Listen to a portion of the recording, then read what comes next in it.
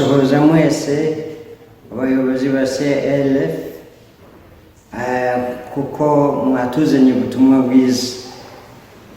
Turabashima cyane, turashima n'Imana ibakoresheje.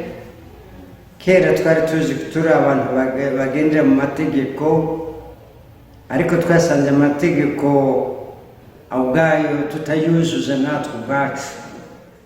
Rero tukashimira Umwami Yesu Kristo waje kudukiza akaduha ubugingo buhoraho, tukaba tuzi ko agakiza katabonekera mu mategeko, kuko ntabwo twuzuza amategeko.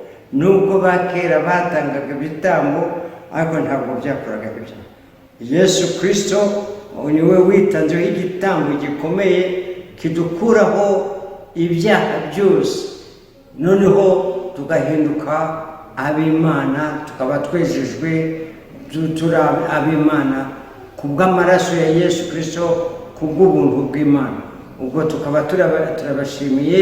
Icyigisho cy'uyu munsi cyatunejeje cyane, batweretse ibyerekeye isanduku, byatweretse ko Imana ubwayo yavuze ko itubabariye kudukuyeho ibyaha, itazongera kubyibuka ukundi, ariko nyamara tukaza kwisanga turi mu byaha. Ariko Umwami Yesu Kristo, iyo twinjiye muri Yesu Kristo duhinduka ibiremwa bishya. Iyo twinjiye muri Yesu Kristo tukagendera ku ijambo ry'Imana nk'uko ritubwira, tukakira Umwami Yesu Kristo adufasha muri byose. Ubu nanjye n'abandi bagenzi banjye tugiye kwigisha ijambo nk'iri.